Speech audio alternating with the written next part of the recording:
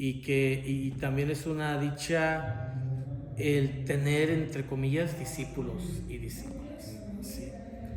Que vayan dándole seguimiento a la espiritualidad contemplativa, la espiritualidad del silencio, la espiritualidad mística o teología mística. Son varias expresiones para decir lo mismo, que a ustedes les ayudan a poder describir de qué se trata lo que aquí estamos aprendiendo, ¿verdad? Ahora, la espiritualidad mística o teología mística es conocimiento experiencial de Dios. Así lo define Santo Tomás de Aquino. Conocimiento experiencial de Dios. Esa es la definición de la espiritualidad mística, ¿sí? Y la experiencia mística se definiría como la capacidad que tenemos nosotros de trascender lo material, trascender lo temporal, trascender lo espacial para alcanzar lo invisible. Es decir, es la experiencia de lo invisible, de lo que no se ve. Y eso se traduce en percepciones que pueden experimentarse como sensaciones corporales, es decir, se pueden tener experiencias sensitivas. No es que esas experiencias sensitivas sean la experiencia de Dios, sino que así se manifiestan, ¿sí me explico? Así se manifiesta. Y que pueden ser de diferentes formas, que ustedes al estar viviendo la experiencia de Dios pueden experimentarlo por medio de imágenes, por medio de sonidos, por medio de visiones, por medio de sensaciones como por ejemplo calor o sensaciones de que están, por decirlo así, flotando, etcétera, ¿verdad? Pero esas son las mediaciones, es decir, son manifestaciones de la experiencia de Dios, pero no son la experiencia de Dios en sí misma. ¿Sí me explico, verdad? Así se manifiestan. O sea, lo invisible, lo que no es perceptible al ojo humano, se experimenta como algo sensible, aunque no siempre necesariamente, ¿sí? En general, muchas de las veces se experimenta como una total oscuridad, como dice Santa Teresa de Jesús, o un silencio absoluto, o una sensación de que te has perdido, te has desaparecido, aunque realmente no es así. Y eso es lo que llamamos teología mística. ¿Y cuál es la diferencia con la teología dogmática, por ejemplo, o todas las variantes de teología dogmática? La diferencia es que en esas otras áreas de la teología, uno llega al conocimiento de Dios por medio de la razón, por medio del intelecto, y aprende y conoce de Dios por medio del raciocinio. O sea, esa es una forma de llegar a Dios, pero luego en esa forma uno puede quedarse nada más con el concepto, con la idea, ¿sí? Con el conocimiento. Es decir, una persona puede saber mucho de Dios, pero nunca haberlo experimentado. O pudo haberlo experimentado y no ser consciente de que Dios estaba en él. Sí, porque Dios actúa, independientemente de que nosotros tomemos conciencia de Él, Él actúa, ¿sí? Pero cuando nosotros tomamos conciencia de la presencia de Dios en nuestra vida, entonces se llama conocimiento experiencial de Dios. Es decir, tú por ti mismo, por ti misma lo experimentas. Y las Sagradas Escrituras justifican esto, ¿verdad? Porque podemos nosotros saber de Dios, en este caso para nosotros, pues la revelación de Dios es a través de Jesucristo. Jesucristo es el Dios encarnado. porque alguien nos lo contó, nos lo dijo. Y recordemos, ¿verdad? Cuando Felipe, si no me equivoco, me corrigen, le dice a Natanael: hemos encontrado al Mesías, al Salvador del mundo, es Jesús de Nazaret. ¿Y qué dijo Natanael? Dijo: ¿acaso de ahí ha nacido alguien importante? ¿Qué le dijo Felipe? Ven y lo verás. Es decir, ven y compruébalo por ti mismo. Ya no me creas. No me creas lo que te estoy diciendo, porque tú puedes hablarle de tu experiencia de Dios. Tú puedes decirle a una persona: Dios existe, está vivo, es real, es una persona. Pero aquella persona te va a decir: no te creo, eres un hablador, eres un mentiroso. Entonces, ¿tú qué le vas a decir? Compruébalo por ti mismo, por ti mismo. Tú también puedes llegar a descubrir la revelación de Dios. Para nosotros es Jesucristo, pero yo estaba reflexionando, siempre estoy reflexionando, y hay un autor, un místico también, ese es un sacerdote que ya falleció, ahorita no recuerdo su nombre para no mentirles, y él habla de que la manifestación o la expresión más contundente de la divinidad es el misterio pascual. Es decir, Cristo Jesús. Muchos quizás no entiendan esto, no se llegan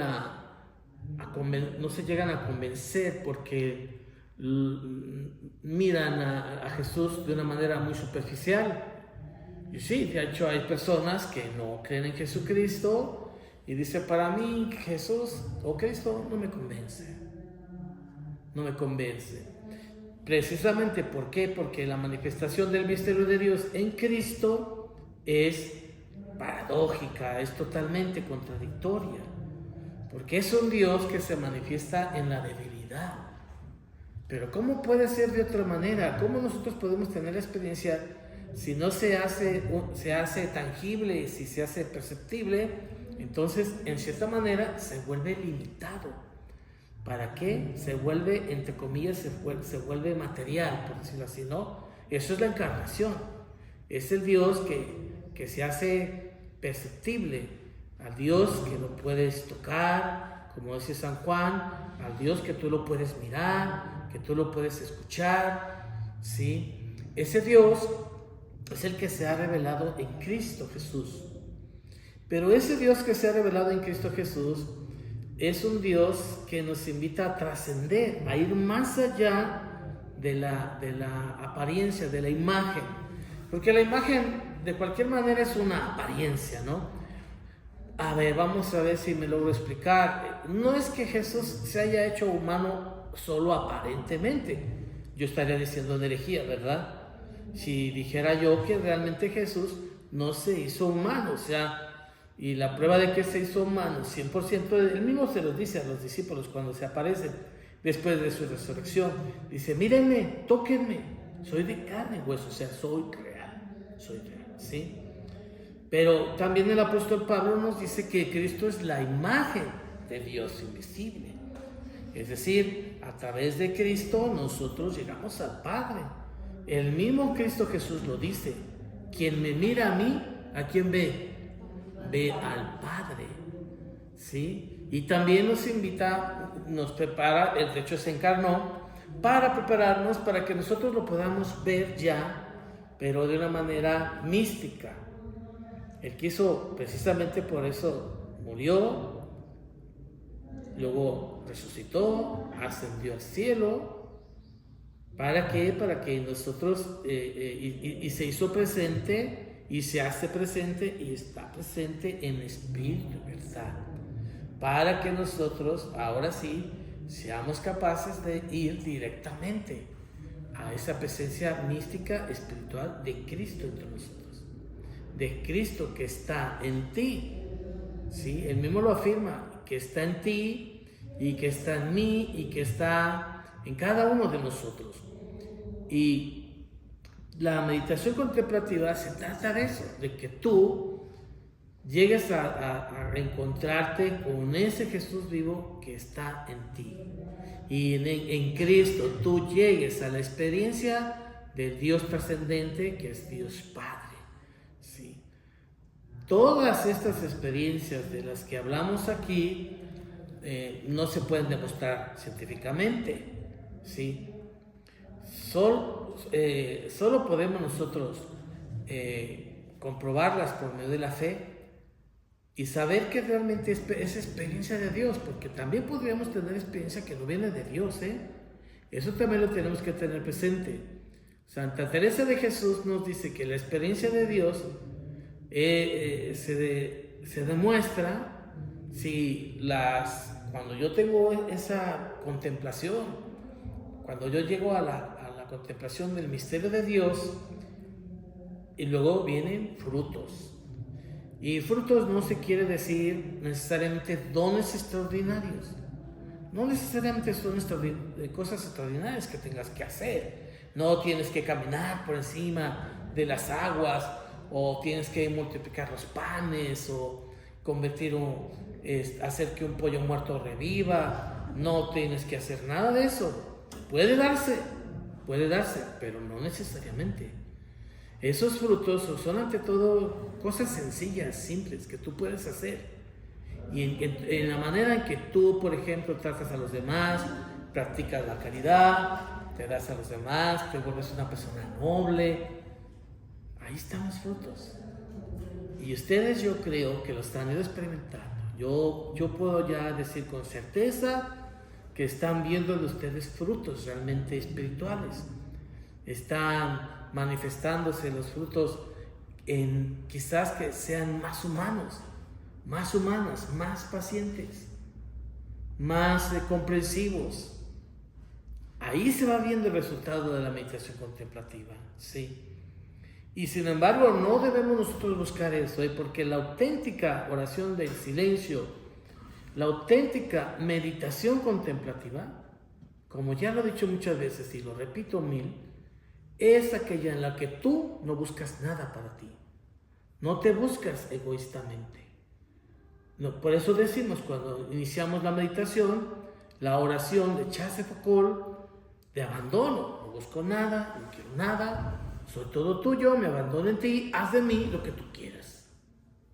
Eso no se entiende fácilmente hasta que lo vives. Y tienes la experiencia mística, experimentas esa presencia amorosa de Dios en ti, como dice San Juan de la Cruz, la atención amorosa. Experimentas esa presencia amorosa de Dios, porque fíjense, yo les quiero decir esto. Ustedes cuando miran el crucifijo, por ejemplo, cuando lo contemplan en su recámara, ¿tienen el crucifijo en su recámara? ¿Sí lo tienen o no? Sí. Si alguien no lo tiene, es bueno que lo tenga. Sí. Cuando ustedes, incluso aunque no lo estén mirando, ustedes saben que tienen el crucifijo ahí, ¿verdad? ¿No es cierto acaso que cuando ustedes toman conciencia de que ahí tienen ustedes el crucifijo, sienten que Jesús los está mirando? ¿Sí o no? Y realmente nos está mirando. No era necesario que estuviera el crucifijo ahí. Quizás eso lo experimentábamos más de niños. Estaba yo meditando esto, que cuando yo era niño yo sí sentía eso. Sentía que Jesús me estaba mirando en el crucifijo. Pero les voy a confesar que en momentos yo pues sentía así como un miedo. ¿Por qué? Porque te enseñan tus padres. Mira, Cristo te está viendo, te está mirando lo que haces. Sin embargo, sí te mira, pero te mira amorosamente. Sí, no es de que porque sientes que te está mirando, te está vigilando y está checando si no estás haciendo algo malo o estás pensando malamente. No, porque Él nos mira con amor. Y la meditación contemplativa es eso, es tomar conciencia de que Dios te está mirando, Jesús te está mirando. Y es al mismo tiempo corresponder orientando nuestra mirada hacia Él. Escuchábamos la palabra de Dios del día de ayer, ¿se acuerdan? Nos dice la carta a los Hebreos. mantengan fija la mirada en Jesús. O sea, la meditación contemplativa consiste, nada más están orientados a Dios. Para nosotros es Cristo, ¿no? Pero para cualquier otra creencia religiosa es el trascendente. Fija tu mirada en la trascendencia. Mediten el ejemplo de aquel que aceptó tanta oposición en su vida, es decir, Cristo. Y aquí yo les he dicho que es importante que nosotros apartemos siempre momentos para practicar la meditación, que puede ser media hora, 15 minutos, hasta 5. Lo redujo ya se los rebajé hasta 5 minutos. No importa que no lo hagan media hora, sí, hasta 5 minutos. Pero no saben, sí deben de saber, porque yo creo que ya lo están haciendo, ¿verdad? Lo maravilloso que es que tú te sientas, aunque sea 5 minutos, no a reflexionar, que también te puedes sentar 5 minutos a reflexionar, que es diferente, ¿sí? Porque cuando reflexionas, lo cubras. Incluso te puedes sentar 5 minutos para reflexionar, para racionalizar, como por ejemplo para hacer un análisis, una síntesis de lo que tú, de lo que tú tienes que hacer, de lo que piensas hacer, o analizar una situación que tienes pendiente, alguna deuda que tienes que pagar, reflexionar cómo le vas a hacer para pagarla. Eso es reflexionar. Pero en meditar no tenemos que meter nada de eso. No tenemos que meter nuestros problemas, nuestras preocupaciones. Tampoco al reflexionar, Al reflexionar no es que vayas directamente a los problemas. Buscas la luz también. Buscas una solución. ¿Sí? Y en eso pues vas a recurrir al recuerdo de tu mente, experiencias vividas, conocimientos adquiridos, consejos que te han dado. Y eso te va a ayudar a tomar mejores decisiones, ¿sí? A ser más prudente.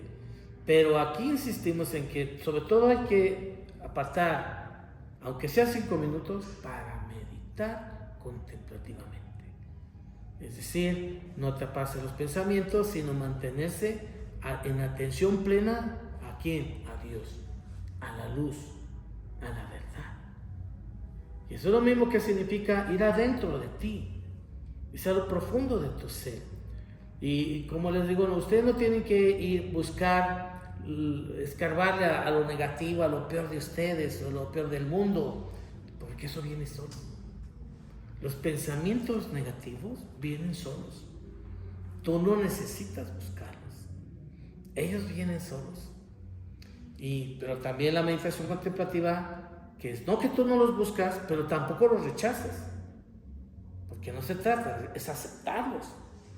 Ahí están, pero no te atrapas en ellos. Y no lo cubras, porque si no, entonces ya estás pasando de la meditación contemplativa a la reflexión o meditación reflexiva. No es malo.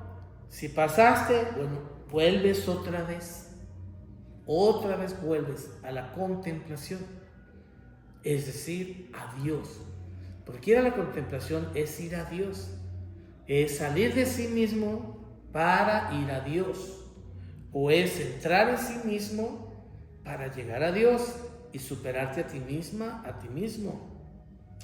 Recuerden lo que les he dicho, todo encuentro consigo mismo es un encuentro con Dios. En la medida que te encuentras contigo misma, contigo mismo, te estás encontrando con Dios. Estás haciendo esa experiencia, vuelvo a repetirles esta frasecita, cosmoteándrica, ¿sí? Cosmoteándrica.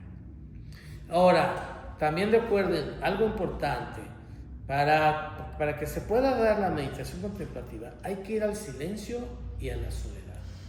O hay que ir a la soledad y en silencio, en silencio. Porque si nos faltan una de las dos, no podemos alcanzar la meditación contemplativa. Tienes que ir al silencio, y a la soledad, acallar todos los ruidos, desentender todo ruido, y ir a la soledad es ir al desierto, ¿sí? ¿Y qué es el desierto? Se los he dicho otras veces y lo repito para que se lo aprendan. Es la metáfora de la interioridad. Es decir, ir a la soledad o ir al silencio es ir hacia adentro de ti misma, de ti mismo, a lo profundo de tu ser. Esa es tu tarea cuando estás meditando, querer ir a tu centro. Y cuando tú quieres ir a tu interior, tienes que ir más allá de la mente, o sea, de la inteligencia, de la memoria. Miren, nuestras facultades espirituales y también intelectuales son muy amplias. Tenemos la capacidad de raciocinar, de pensar, de recordar, de hacer análisis, hacer síntesis, de imaginar, pero esas son facultades, o sea, son sucedáneos, son cosas que tú puedes hacer, y algunas de estas facultades parece ser que son independientes de ti mismo. ¿No les pasa que a veces ustedes no quieren pensar y sin embargo piensan? ¿Y que no pueden detener la mente? ¿Sí les pasa o no? Entonces ustedes descubren como que la mente es otra. Ustedes no lo pueden detener y les engañan. Es una facultad de ti mismo, de ti misma, pero no eres tú. Ahí se prueba que no eres tú. ¿Por qué? No eres tú porque finalmente se maneja por sí misma. Por eso Santa Teresa de Jesús dice que la mente es la loca de la casa. Con mayor razón la imaginación, que se va por donde quiere. Tú tienes que tomar las riendas de tu mente. No es que no pienses, sino que tú, también ustedes pueden ir, como diríamos, manejando sus pensamientos, sus sentimientos, sus emociones y sus imaginaciones, ¿sí? Pero cuando ustedes hacen eso, no estamos contemplando, aunque sí es una capacidad que tenemos, de alguna manera es bueno que sepan esto, ¿verdad? Que ustedes pueden orientar sus pensamientos hacia donde ustedes deciden, pero no siempre es fácil, porque luego de repente la mente nos desvía por otro lado, ¿sí? Parece ser que es como otro yo. Es lo que Freud llamaba con estos conceptos, el ello, el ego, el superyo. ¿Han oído hablar ustedes del superyo? El consciente, el inconsciente, el subconsciente. Como si el interior de nuestra mente, de nuestro espíritu, fuera como una cámara con diferentes departamentos, ¿sí? Y el departamento más profundo, ese es el que eres tú. Ahí es donde estás tú realmente. Claro que no es un lugar físico, ¿no? Los orientales dicen pues que este lugar se encuentra en una parte de tu cuerpo o algo así, pero no. En realidad no hay un lugar específico hablando materialmente. En realidad eres todo tú. Es todo tu ser y a la vez es nada. O sea, el alma, ¿dónde se encuentra? El espíritu, ¿dónde está? En todo tu ser. Porque tú, a través incluso de tus sensaciones, de tus dedos, tomas conciencia de tu yo. Fíjense que en esto nos ilumina mucho Henry Newman. Él es el paradigma de la conciencia. Él dice, a los 8 años yo tomé conciencia de mi yo. A los 8 años viví el despertar de mi conciencia. ¿Y qué consiste eso? A los 8 años me di cuenta de que era yo distinto de los demás. Yo que puedo pensarme a mí mismo. Yo que puedo mirarme a mí mismo, que puedo reflexionar, que puedo hacer introspección, yo que puedo entrar dentro de mí mismo. A los 8 años él tomó conciencia, fíjense, ¿a qué edad nosotros tomamos conciencia? Mediten, reflexionen, ¿a qué edad vivieron ustedes el despertar de su conciencia? Ahorita lo vamos a compartir en los diálogos y las preguntas. Mientras, mediten. ¿A qué edad vivieron el despertar de su conciencia? Es decir, se dieron cuenta de que podían pensarse a sí mismos. No importa que no haya sido a la edad de John Henry Newman, porque pues él era un gran sabio. Hay gente que es muy lúcida desde más pequeño, ¿no? Y dice después que a los 15 años, que él hizo un retiro personal. ¿Quién hace un retiro personal a esa edad? Nadie. Qué bueno sería que los jóvenes de veras vivieran la experiencia de hacer un retiro personal, retirarse. Y lo hizo leyendo algunos libros, se ayudó de leer unos libros y obviamente de meditar, de reflexionar. Dice, a los 15 años tomé conciencia de 2 absolutos. ¿Recuerdan que yo otras veces les he dicho, tú eres un absoluto? Les confieso que yo a veces dudaba cuando yo afirmaba eso. Pero algo en mi interior me hacía decir que realmente cada persona es un absoluto. Tuve la conciencia de 2 absolutos, mi yo y mi creador. O sea, en esa edad, cuando él tuvo, por decirlo así, la experiencia de Dios. Lo descubrió como un absoluto y viví la experiencia del encuentro de 2 absolutos, mi yo y mi creador. Y cuando viví esa experiencia de la unión de esos 2 absolutos, surge la fe, surge una verdad dogmática, es decir, la comprobación de la existencia de Dios. Es decir, Dios que está en ti, pero es un absoluto. O sea, no es un Dios que se pierde en ti, ni es un Dios en el que tú te desapareces, sino Él dice, yo tuve una conciencia de 2 absolutos, yo y mi creador, yo en relación con mi creador, es decir, Dios.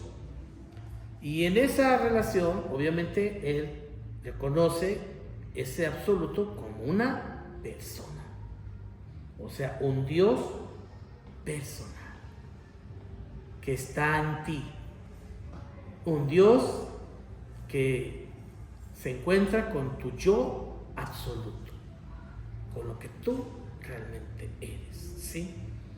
Y ahí es donde él nos habla de esa libertad de la conciencia, esa capacidad de dejarse llevar por tu propia conciencia, de guiarte por tu conciencia, que te lleva a la verdad, a descubrir lo que es la verdad, que te lleva a reconocer a un Dios que es persona. Fíjense, eso es muy importante. No es un Dios que es un concepto, una idea. Sí, hay ideas que describen a Dios, hay conceptos, pero Dios que es una persona, un ser personal, un Dios que te habla, un Dios con quien tú entras en un diálogo, con quien entras en una relación.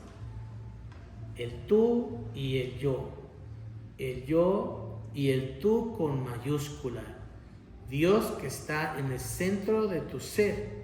Alguna vez, no sé si ustedes, no todos han vivido lo que es la evangelización, pero la evangelización, cuando se habla de la conversión, se dice que cuando tú aún no te conviertes, tú tienes en tu centro tu ego y a Dios acá afuera. Y cuando tú te conviertes, pones en tu centro a Dios y a tu ego acá afuera. ¿Sí? Y ya ven pues que el ego no eres tú, el ego es un constructo, es una parte de nuestro ser. Si tampoco podemos nosotros eliminarla, no se puede eliminar, ni se debe eliminar. ¿sí? Pero sí ser capaces de distinguirnos del ego. Entonces pones a yo en el a Dios en el centro, ¿verdad? Al tú que es Dios, al tú que es el tú con mayúscula. Pero no es que lo pongas, es que ahí ha estado siempre. Más bien como que quitas ese velo que te impide descubrir lo que ahí está, que se llama ego. O también podríamos decir que es que haces un viaje interior y traspasas tu ego para llegar a Dios y llegar a ese absoluto que eres tú y ese absoluto que es Dios. Y cuando ya alcanzas la contemplación, ya no piensas, no imaginas, te mantienes en la percepción.